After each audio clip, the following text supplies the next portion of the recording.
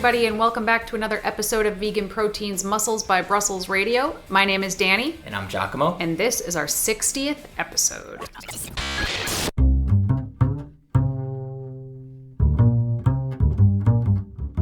Happy 4th of July, everybody, if you're in the United States, I guess. For what it's worth, yeah, holiday weekend. Woohoo. Did everybody get bombarded with fireworks as much as we did? It was insane. Yeah, I honestly didn't know what to expect because it's like people are going to be indoors more often than not, and we're just starting to get out and about. Giacomo's lying to you. He slept through it on the couch. He just completely and utterly slept through it. Yeah, there were tons and tons of fireworks. It was a little bit sad because our one of our dogs has always been afraid of fireworks, but both of our dogs are seniors now. 13, and we don't know how old the older one is, but he's older than 13. And he was not affected by the fireworks this year, and that's because he can't hear anymore. So that was a little bit sad. Part of me wonders if he still senses the fireworks, even though he can't hear and he can't see too well. Yeah, he looked at the window a few times like, hey, what's that? But he didn't freak out, which was good because I don't like it when they're anxious. What else have we been up to? Well, continuing to social distance. It is July 10th as of the day that we're recording this, and COVID cases are absolutely exploding across the country right now. Although not in Massachusetts still, but not here in Mass. It was pretty bad here back in March and April, and now it's declining. But it was pretty bad here for a minute, but from the looks of what's happening elsewhere, I suspect it will come back here just in time for flu season. So that's depressing. Love that. We have several people we know now that have it. Vegans, I will add. I know for some reason a lot of vegans are like, vegans aren't going to catch coronavirus. It's like, no, being vegan does not make you immune to catching viruses. That would be neat. But no, you can definitely catch it as a vegan, and some of the people we know are actually quite sick. Hopefully they get better soon, and we are thinking of them. Yeah, we're really looking forward to a time when we don't have to social distance so much because we miss our friends and we miss our families just like everybody else. And we assume that most of you guys are feeling the same way as well. So we thought we'd do a kind of light-hearted, funny episode today. I think it will be funny. Maybe it'll just be sad and it'll give you guys all fodder to make fun of us for, but this one should be interesting. What are we talking about, Giacomo?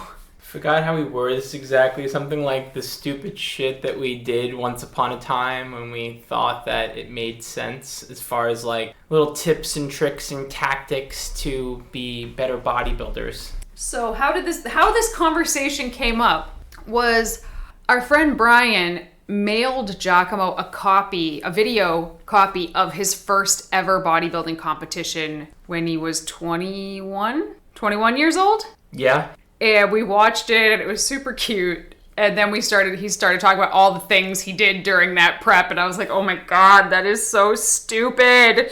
And then we started talking about all the really dumb stuff we did when we were first getting into fitness and getting into bodybuilding, and we just didn't know better. And how now we look back and it's funny. Now that it's not sad anymore, now it's just funny. So we figured we'd tell you guys about those things. So Giacomo, why don't you kick this party off? And I don't even know where to start. There's so many layers to all of the stuff that I have done over the years because I've honestly started getting into fitness since I was a teenager. And when you're a kid, you don't exactly look for evidence in what you do, or at least I didn't. I was like, oh, there's something to do, let's just do it because it makes sense, right? Like, I mean, oh gosh. Well, the easiest way to start this is back when I was a kid and I had first started lifting weights. I thought that more was better when it came to protein, and honestly, and you might force me to edit this out, but I'm just gonna roll with it around this vegan podcast. It got to a point where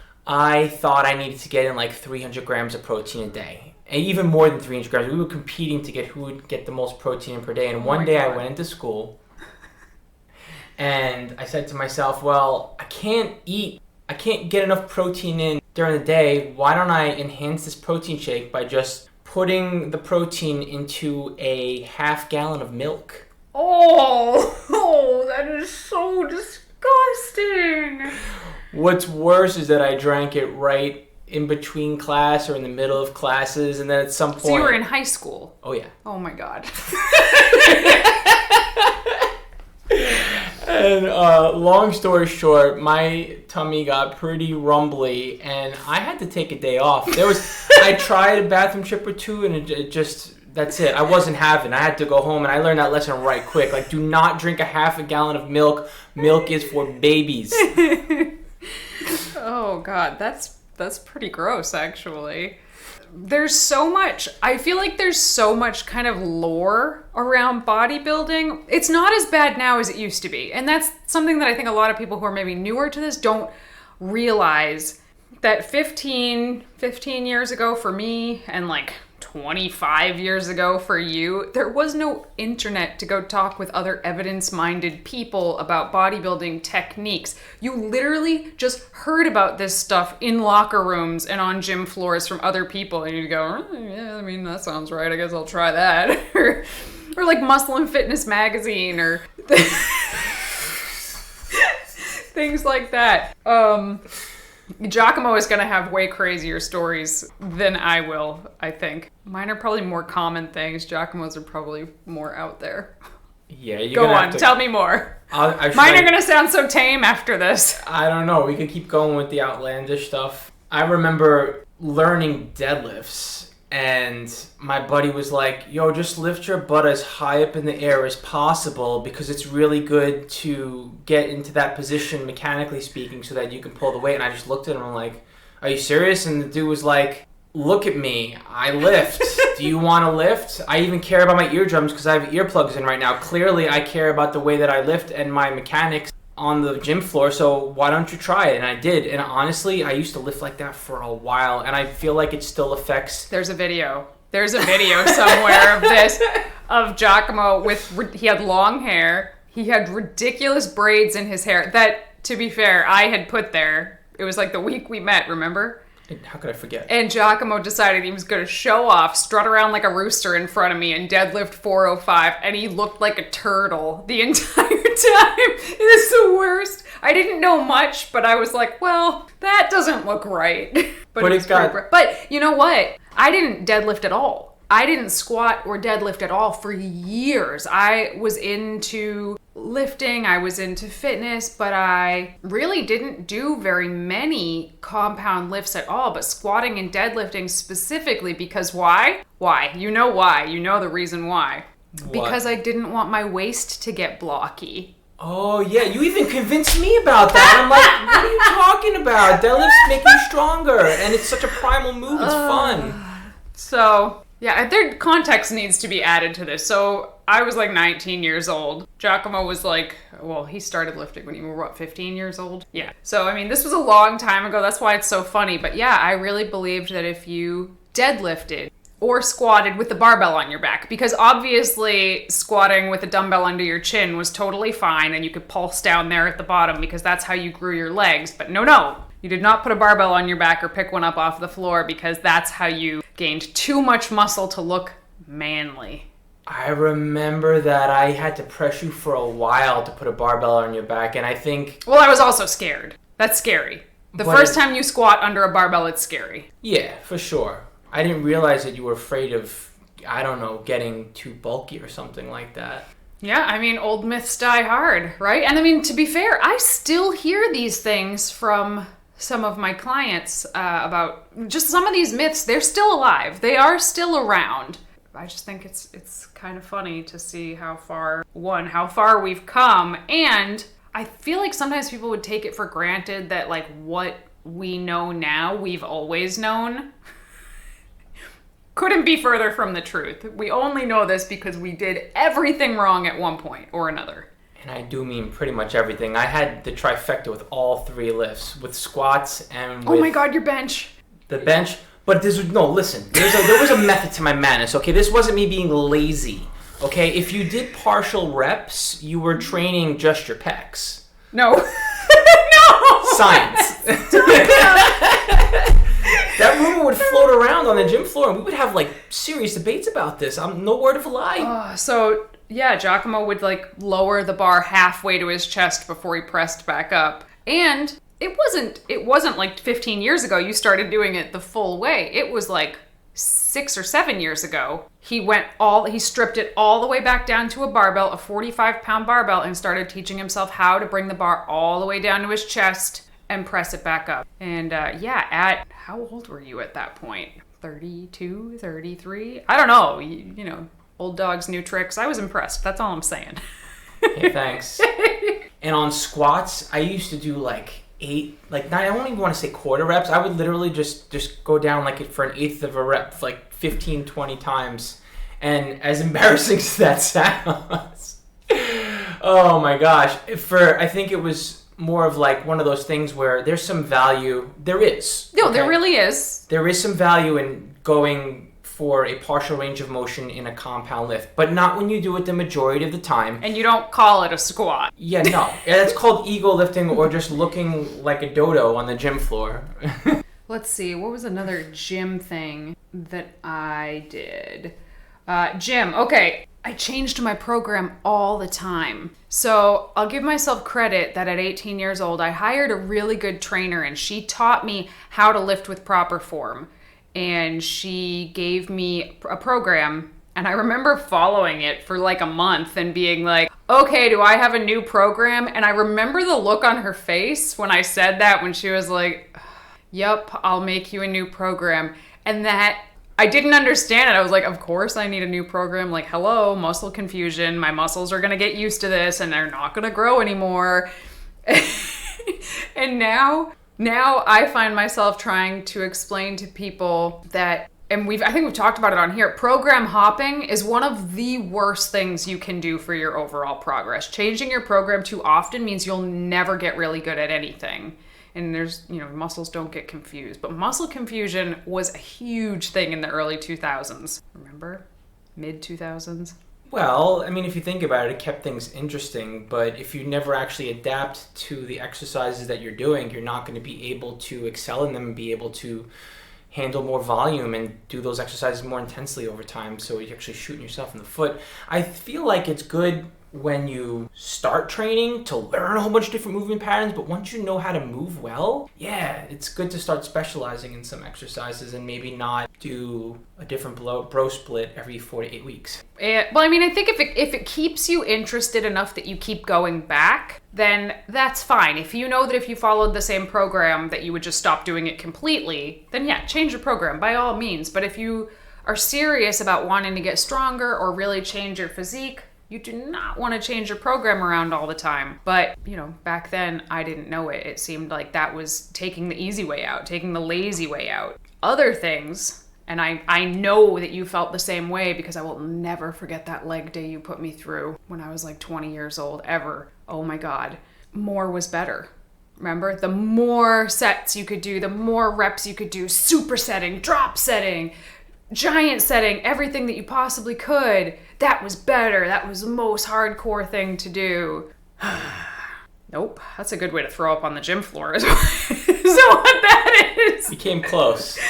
I came really close that day. But yeah, I mean, I feel like to this day, a lot of people still, this one is not really like a 90s gym myth that wouldn't die. This is something that just lives on and on and on, as a lot of people think they need 15 exercises in a workout and tons of sets and lots of intensity techniques like drop sets and supersets in order to maximize their workout and maximize their muscle gains. And it's actually a really good way, again, to not really progress, to burn yourself out, to dig yourself into a fatigue hole, to get injured. And it's like, to me, now when I look at it, I see that as the lazy technique. The programs don't make sense. There's no planning involved here. It's like, let's just throw as many chest exercises into this workout as humanly possible without any consideration for how these exercises might interact with each other. Question. Oh, God. Have you ever spot trained for body fat loss? No. Actually, I don't think that I have. Oh, Giacomo's raising his hand. I have. Do tell. How did that go? Well, one, do you know that the more that you train your abs, the more narrow your waist will become? That's actually the opposite of the truth. I know what you're talking about. That is the dead-ass opposite of the truth. And then after you train the hell out of your abs and favor them over everything else, training them right at the beginning of your workout for every workout for a couple years. Then you get like this stuff that heats up your skin. Oh my God. Like a gel? It's exactly like a gel. And then you put saran wrap around it. But I had the OG stuff back in like 2000, 2001. So you put it's just aloe vera and cayenne pepper. It's just a hot, sticky mess. But the point is, your skin releases the body fats because it heats up, and you can just have So, anyways, wow, that's pretty bad, Giacomo. That is pretty bad. Oh, I knew I was going to really enjoy this conversation. It's like a back and forth roast at this point. Yeah, that's pretty crazy that you would think that was a good idea. Did I ever do anything like that? I'm really racking my brain here. I don't think I ever did anything like that.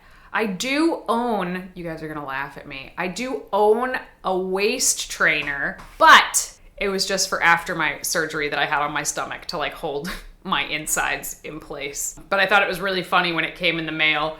I put it on and showed my coach, and he wanted to punch me in the face. I was like, I have to wear it because of my surgery. Right.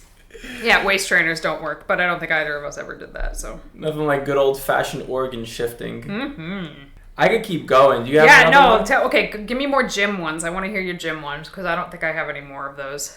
Well, did you know that, and this is sort of a gym one and like competition prep / peak week one. Did you know that when you want to increase the vascularity on your physique the day before a show and in general, do you drink red wine before you train? Yeah. Oh no. Well, I had a cocktail. Never did it before I trained. Oh no, wait. I had this down. I had a system. Okay, I would take 1 aspirin. Oh my God. 1 to 2 ounces of wine. And like a teaspoon of cayenne to heat up the body. Wow. And really get the blood vessels going. And the logic behind it was that now when I get my pump on, I'm going to encourage my veins to want to show more. Encourage your veins. Yeah, so here I am like... Good old vein encouraging. Yeah. Look, I'm vascular, right? That's how it happened. Aspirin, red wine, and cayenne pepper. So no, the red wine or wine... trick that I had heard and tried was right before you stepped on stage. And it was twofold. The reason for this was twofold, right? It was, 1, to help with the vascularity because it really helped to dry you out right before you went on stage. And the other reason is because it loosened you up before you got out there. So you could really bring your best performance. That's where you went wrong. When it's peak week, when it's competition day, that's when you go for whiskey, which happened. No! Yeah! We were chugging the bottle of whiskey while they were doing the athletes meeting, and we're like, yeah, we're going to go up there nice and ripped back in 2002. Oh my God. Oh my God. But it wasn't to get loosey-goosey. It was, we really thought that it was going to help the physique. Man, that's something. That is something. Man, you really make mine look super tame. You want another gym one, right? I got one more. Yeah, go on. I'm sure there are others that I've pretended didn't happen. So the next one is, I read an article somewhere that was like, once you start running, right, you're burning a combination of fat and muscle, right? And you want more muscle. Well, you just want a better physique. So without thinking too far ahead, the article stated that once you've been running for more than 60 minutes, you're burning nothing but fat. So I had this crazy idea in my head that I would help my physique by intentionally running for more than 60 minutes at a clip. Oh my God. And in the first 60 minutes I had to eat because I didn't want to lose muscle. And then after 60 minutes I didn't have to eat. So like 60 minutes to 3 hours later, I'd be burning pure fat. And it was totally worth all the muscle I lost, right? This is all while like starving myself. It's no wonder I don't have any muscle. Oh my goodness. No, I don't think I ever did anything like that. I did fall prey to the fat burning zone. And only working out in the fat burning zone during my cardio because that's where you burn all the fat. Every friggin' machine in the entire country, every single cardio machine ever produced in the United States has that stupid fat burning zone listed on it, like printed on it. It's no wonder that everybody does stuff like that. So you don't get a heart attack. And so you stand on their machine for longer and longer and longer. Oh my God. I think all of the rest of mine are diet related. Oh, I got those too. Go ahead. What do you got for me? No, mine are so lame. You were a psycho. You do what you gotta do, right? Yeah, that worked out really well for you. I know. Jeez. Okay. So, when I very, very, very first started losing weight, I deliberately ate. I deliberately limited myself to 1,000 calories per day, which, looking back, was insane because I was doing all this cardio. I was a full-time bartender and server, which meant that I was on my feet, literally running around a restaurant for 40 plus hours a week. And I was 18 years old when everything's humming at its absolute highest, and I was limiting myself to 1,000 calories a day. I sure did lose weight, but if I could go back and do one goddamn thing differently, I would have eaten more when I was first getting into fitness, and I bet money that I would have a significantly better physique today if I had not done that stupid thing 16 years ago. Ugh. Now I know you've eaten less than that, Mr. I fast for 46 days. But to me, that was really bad. And to be quite frank, it was the beginning of a very dark period of eating for me. Like, it was the introduction to all kinds of horrible dieting routes that I took. From there to here, it's quite the roller coaster. Go on, tell me yours. As soon as you're done training. Oh my God. And I mean immediately. You drank a protein shake? Instantly. Instant. You better get off that gym floor, run to the nearest smoothie joint, or even better. Oh, you had to bring it with you. Well, yeah. I did that too. I mean, like, you take your last set and you chug the shake during your last set because just in case you forget, you need to not miss that feeding window. I did that, and I don't think this is a bad thing to do. There's no harm in this. This isn't something that's going to hurt you like some of these other things. The pure anxiety of needing to do that, like social situation and living like a normal human being aside, be damned. But there's nothing inherently dangerous about doing that. I mean, it's unnecessary, but you're not like wasting your time doing it. What else you got? I definitely did the thing where I tried to go carb free for a while, thinking it would help accelerate fat loss. Pre-vegan days, right? Yeah, this was in the late 90s. I was experimenting with the whole keto thing when it was becoming really popular. Wait, what? Did they call it the keto diet, the ketogenic diet in the 90s? It didn't have a name. When we were experimenting with how the body converted what you ate into fuel, and the thought process was don't eat carbs and your body will rely on fat and burn ketones, and somehow, some way it's going to make your body burn body fat because body fat is keto. I don't know how it came to be as a thought of it. I think it was just another way to like be eating disordered, honestly. Well, we've talked about this before, how the ketogenic diet started. They found that epileptic children had fewer seizures when they followed this moderate protein, high fat, virtually no carb diet, but they also noticed the children lost weight. So maybe it had something to do with getting the brain used to running without carbs by just starving yourself out of carbs early while still eating calories. I honestly don't know. All that I do know is that it never really worked. Interesting. Yeah. Interesting. Yeah. What's another thing that I did? Okay, so kind of in line with the last one about limiting myself to 1,000 calories, because 1,000 calories had become kind of normal and doable for me, because 1,000 calories became so normal and doable for me, well, when I got bumped up to 1,500 or 1,700 calories, I thought I was eating a lot, right? 1,500 to 1,700 calories, that sounds like a lot after you've been eating 1,000. Absolutely not. It was definitely still some kind of a deficit for me, and I stayed in that for years. For years, I stayed there. And again, I go back to, man, did I mess it up. I messed it up so badly by not eating enough for years. And part of this was kind of another one. I thought that I was doing the right thing because I did hire a coach, and she was vegan, and she was a dietitian.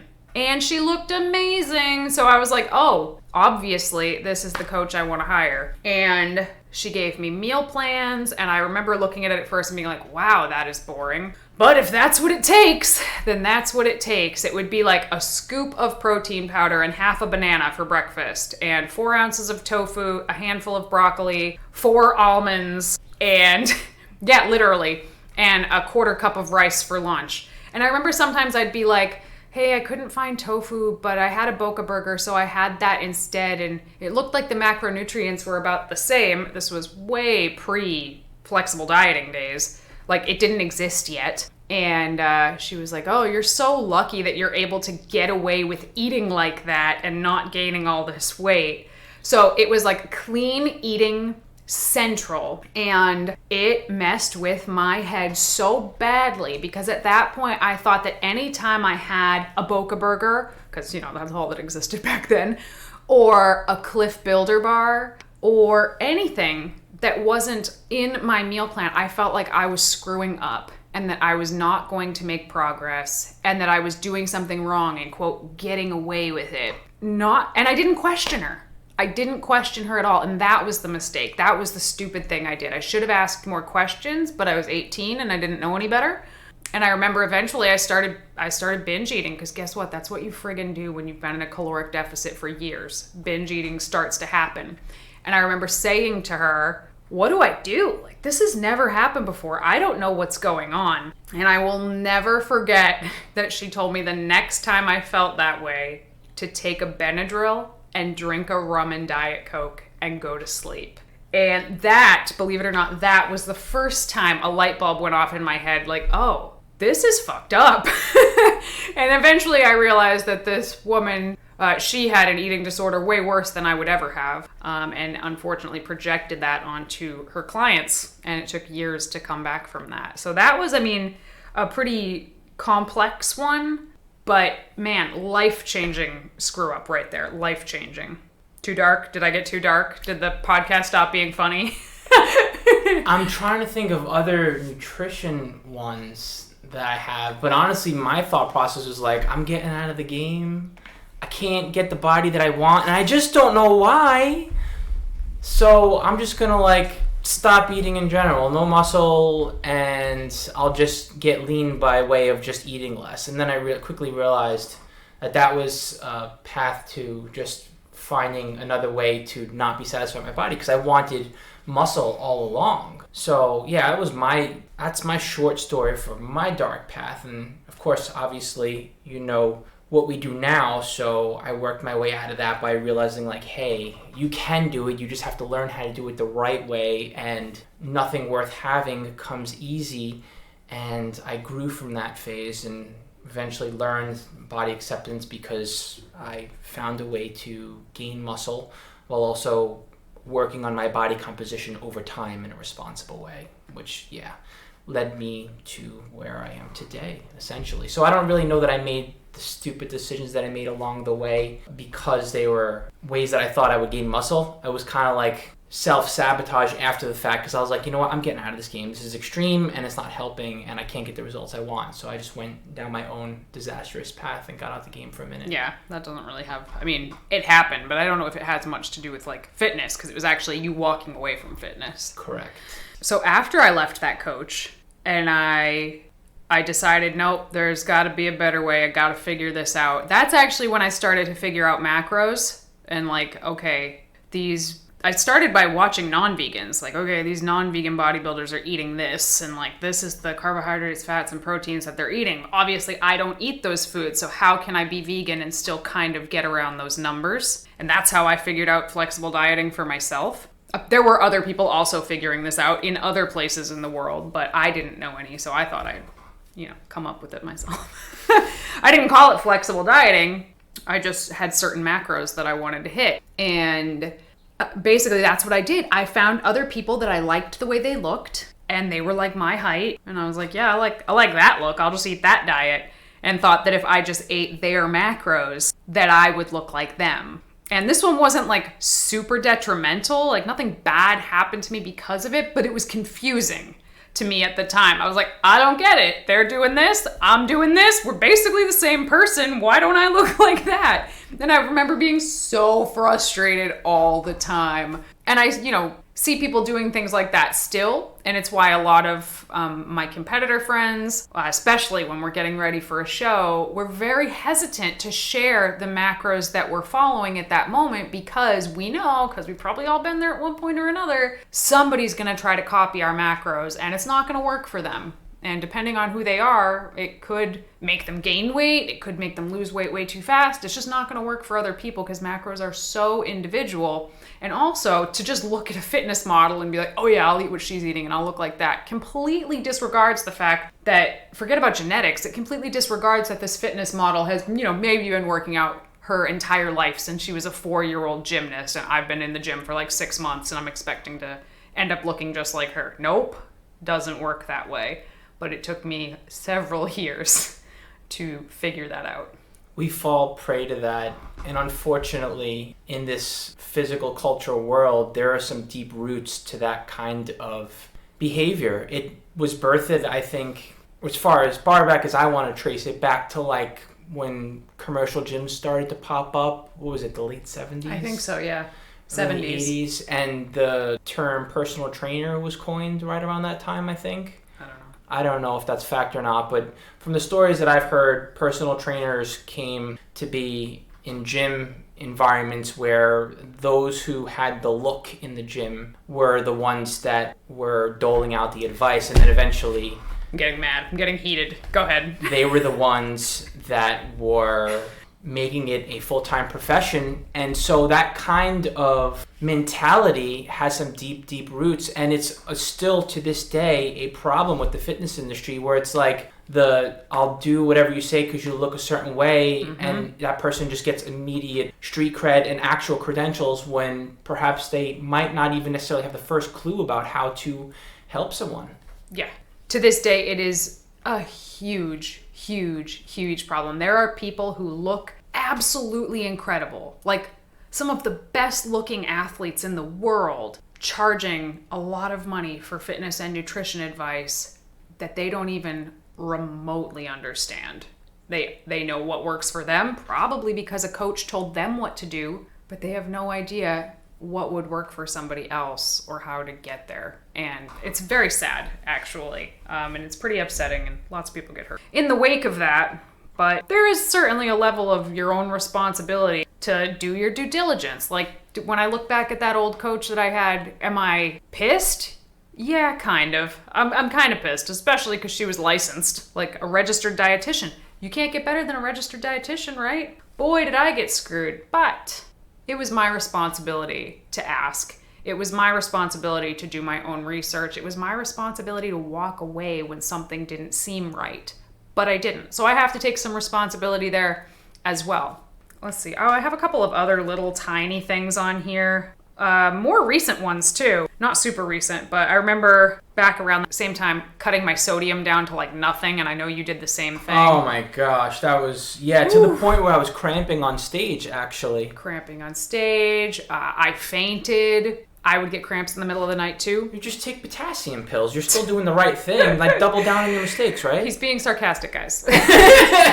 Sodium is super, super, super important. And I have lots of clients that I've had to have them increase their sodium because they're getting dizzy, they're getting cramps. They're in a really hot climate. They're sweating a lot because they work out a lot. You need some salt. Don't cut your salt out. And the other one was dehydrating for shows. And I think we both did that up until 2015, right? I mean, we still believe in water loading and water depletion to a degree, but depletion is not the same thing as dehydration. And back when everybody, not just us, everybody thought you dehydrated for a show. Ugh, it was so bad. That's the worst thing about show day. You're so dehydrated that your head is pounding, your mouth is dry, it hurts to pee. It's terrible. And you have the promoters out there that are putting bananas and water in the back and like literally coming down on the competitors like, don't be stupid. Don't do something like that. It doesn't make sense. Well, they're doing that now. They did not do that then. No, but my point is it's still a thing that happens. Oh yeah, lots of people still dehydrate for shows, but now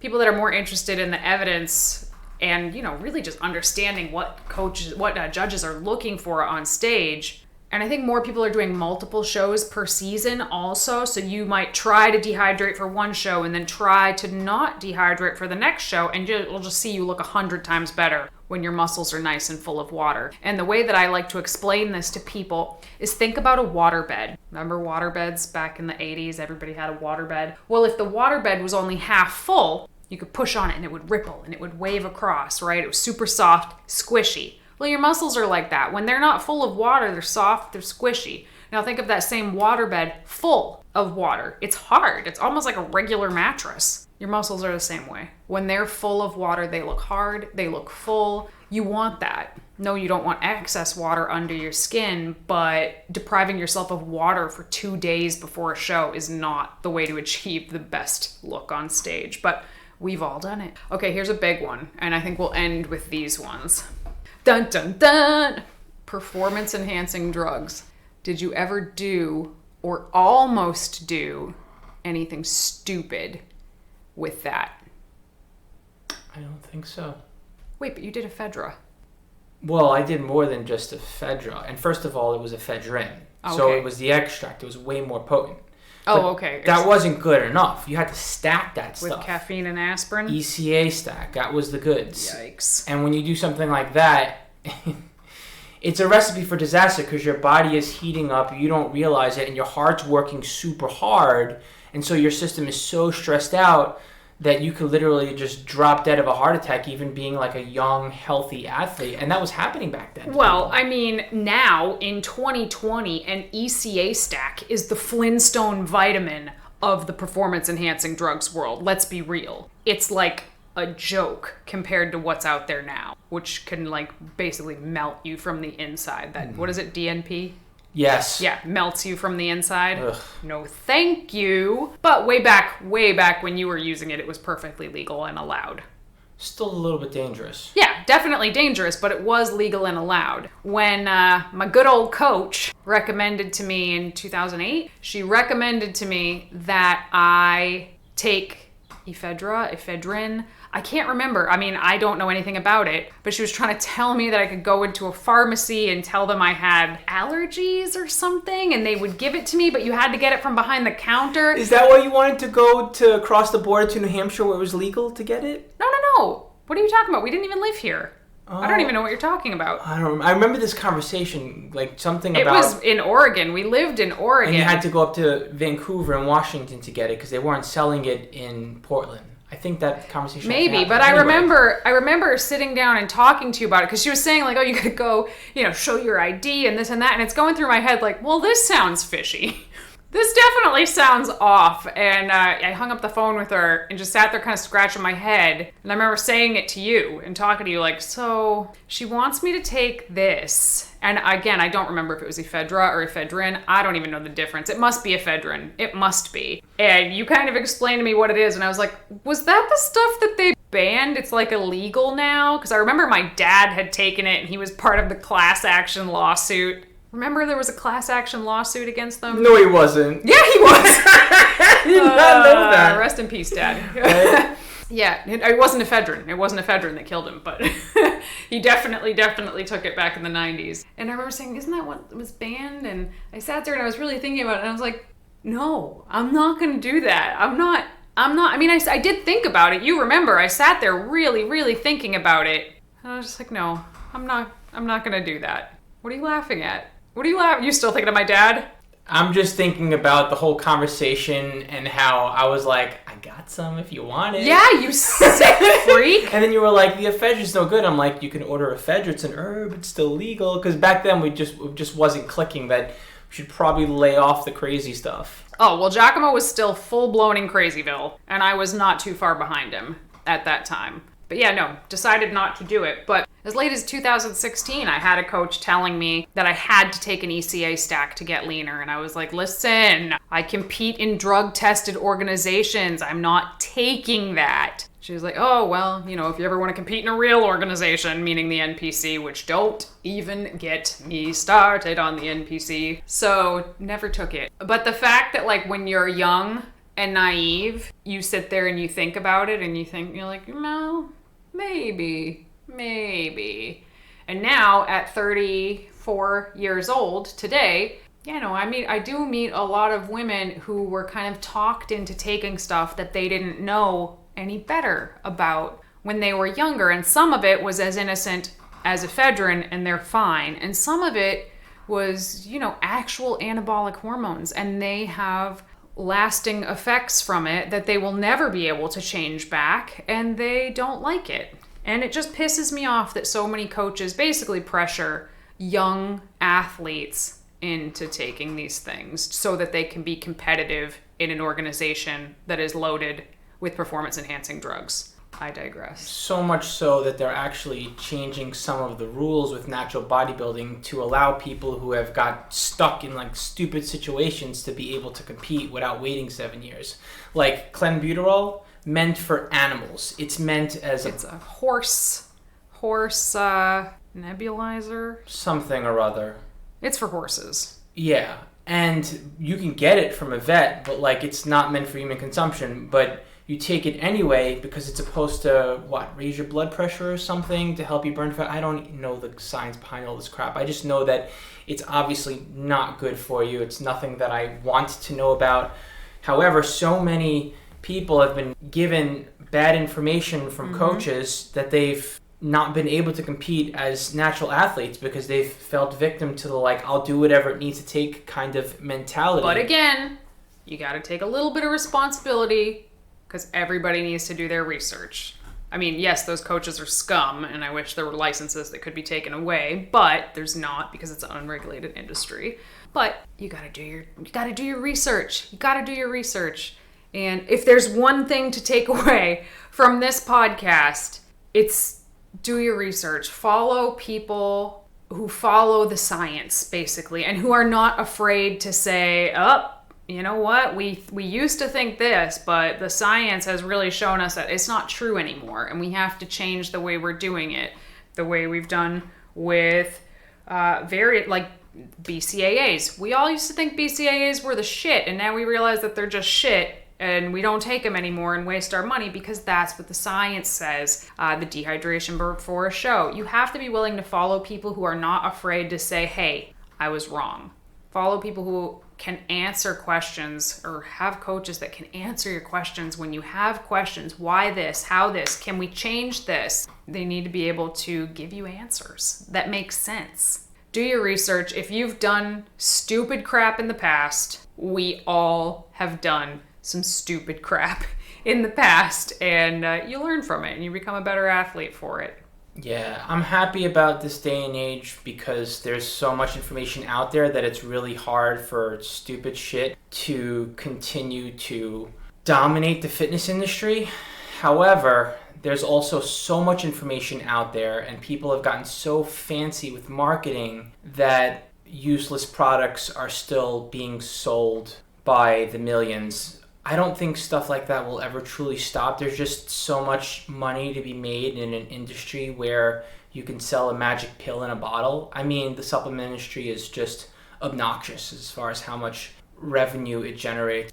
If the worst thing that happens is someone buys a product that's useless as opposed to taking something that is dangerous, oh well, no harm, no foul. But either which way, like Danny said, do your research, know what's going on, take some responsibility. Even when you're right in the middle of a diet that you didn't even necessarily know was going to be as challenging as it was, like a competition prep, say you got into something like that on impulse, it's still important to realize what you're getting into even when you're already in the middle of it. And just check in with yourself and check in with the things that other people are telling you to do.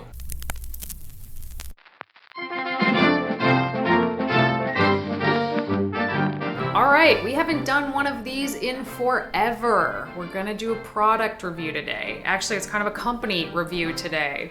We are gonna talk about the company Dough It Well.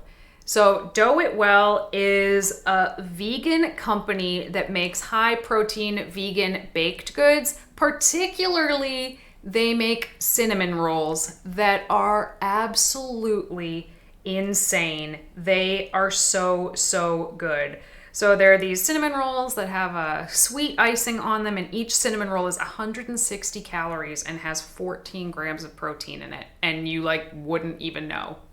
I remember when we were right in the middle of hanging with our niece and our nephew on a daily basis, and because we didn't have time to prepare for it. And I was in the middle of a mini cut and trying to sustain the fat loss that I had from the mini cut and getting ready to compete, that I just did not have time to prepare food. And Gia had just sent over a big package of these to us to try out. And I gotta tell you, I was so grateful to have something that was high in protein, convenient, and delicious when I didn't have time to make anything, and we were making food for a toddler and an infant, and it was like, there it was, just an amazing, delicious food and a little treat that we could enjoy. It felt like love. But it's not just cinnamon rolls. We were not just eating cinnamon rolls the whole time. She also makes like bread rolls, like dinner rolls. You ever buy those rolls at a store where you can like pull them apart? It's like they're all stuck together. Yes.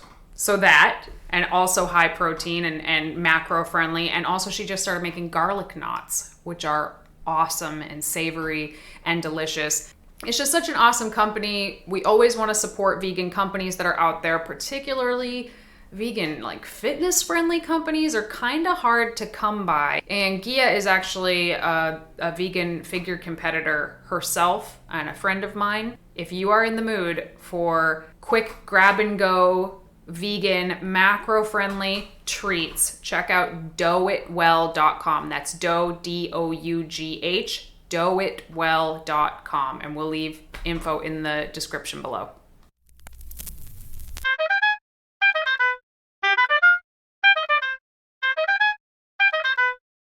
Moving on to our questions segment. So today we have a question. This is actually from one of our clients, and it was such a good question we figured we'd answer it on the podcast. This is from Kelly. So she recently tried a hard seltzer, like a White Claw, over the weekend, but she said the macros on the can didn't make any sense. She said the can said it had 100 calories and only 2 grams of carbs, no fat, no protein. What the heck? 100 calories, 2 grams of fat. 2 carbs. 100 calories, 2 grams of carbs, no fat. And no protein. Yeah, that doesn't make sense at all. Nutrition labels, as we know, do not have to be 110% accurate. They only have to disclose the information that they need to disclose. Alcohol is its own macro. You don't have to list the amount of calories in alcohol on a nutritional label. Well, you have to list the calories, but you don't have to list the grams of alcohol the same way you would carbs or fat or protein. Exactly. So the same way on some labels, you can choose to not put down the amount of fiber in the carb count, unfortunately, to this day. Same methodology. You don't have to put down how many calories are coming from alcohol so that it doesn't add up if you're going for macros. What you do is you go by the total amount of calories. I would suggest swapping them out for carbs, but you can also swap them out for fat. So in other words, if something's 100 calories, you can swap it out for 25 grams worth of carbs, since there's no way to... It would be nice, right, if we were allotted a certain amount of alcohol macros, but carbs, fats, and protein Would it be nice, though? I think maybe it wouldn't be so nice. Yeah, probably not. So anyways, yeah, just swap for carbs and swap for fat accordingly on a calorie basis. So like if you get pint of beer at a restaurant and you look it up and it says a pint of beer has 250 calories, which is a real thing for good beer, my friends.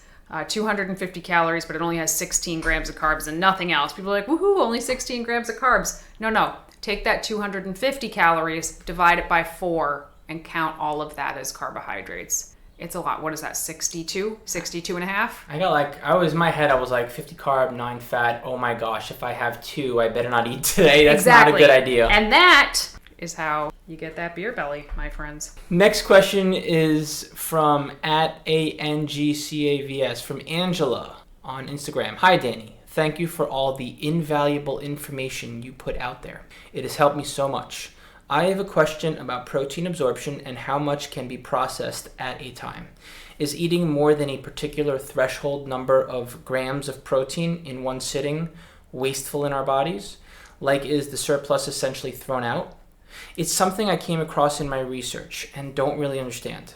Maybe this is a silly question, but I would love your expertise if you had a chance. Okay, so this is a good question. It's a question that we actually hear a lot, or I hear it a lot. I read it a lot. I see this still comes up frequently. So people say that the human body can only digest like 30 grams of protein at a time, and anything over that is just either stored as fat or it's wasted. The way that this happened in the first place, the way that this myth, I'm going to call it a myth, became popular in the first place is that years ago it was shown that muscle protein synthesis occurred with anywhere between 20 and 30 grams of protein depending on the person. So increasing that amount to 40 grams of protein per meal was shown to be no more beneficial for muscle protein synthesis. So what happens to the rest, basically? So excess amino acids, which is what the protein will break down into, right? Amino acids. Excess amino acids can be converted into glucose, but it's a really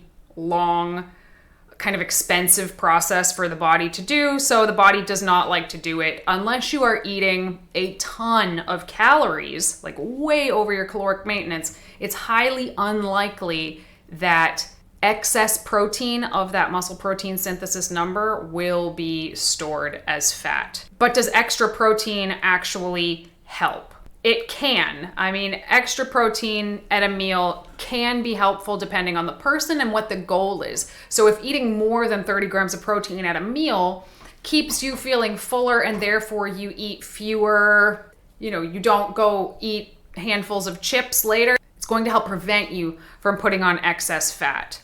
But muscle growth happens when you're in a positive nitrogen state, meaning that muscle protein synthesis is more than the muscle breakdown, right? So that's a positive nitrogen balance. You are synthesizing more protein than you are breaking down. So essentially, eating excess protein can blunt that muscle protein breakdown. So not only are you maximizing the muscle protein synthesis that you can get, but also you're slowing down the muscle protein breakdown by having some extra amino acids. What is the takeaway here? The takeaway here, in my opinion, generally is to try and break down your protein kind of evenly throughout the day. So let's say you're a woman who eats 120 grams of protein a day, and we know that it takes somewhere between 20 and 30 grams of protein to maximize muscle protein synthesis. But maybe you only like to have 3 meals a day, right? Breakfast, lunch, and dinner. You're not a snacker. So that would be 40 grams of protein roughly at 3 meals per day. That's not a bad thing. What might be a bad thing would be if you, say, saved up all of your protein for one meal. Well, then you're shortchanging yourself more muscle protein synthesis, because we can have it anywhere from 3 to 5 times a day, roughly, like muscle protein synthesis can occur. If you're trying to optimize everything, I would say you want to have at least 3 and at most 6 maybe protein feedings in the day of somewhere between at least 20 grams of protein. But if you were to say save up 80 grams of protein for your last meal, I think the biggest downside to that is going to be your stomach is going to hurt. It's going to be uncomfortable. You're going to be really bloated. That is why I would recommend against eating massive amounts of protein at any one meal. But as for your body still being able to digest it and use it, yes, it absolutely can. It's not useless. It's unlikely that extra protein is going to lead to body fat gain, but it's probably still going to be real uncomfortable. I think the only thing I want to add to that is to have a little bit more protein than normal and space it out, but don't go overboard, because it's not a great source of fuel. You'll get more energy from carbs for your training and for muscle recovery than you will for protein. However, yeah, don't be afraid to have like a little extra protein for insurance, get the right amino acids in, and everything you just said.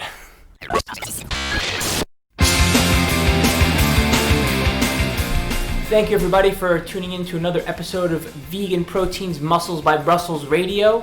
Feel free to check us out on social media on Facebook, Instagram, YouTube at Vegan Proteins and at Muscles by Brussels. Shoot us an email anytime by hitting the contact button on our website and let us know what kind of feedback you have and if you have any questions. Thanks so much for tuning in again. My name is Giacomo. And I'm Danny. And we'll talk to you soon.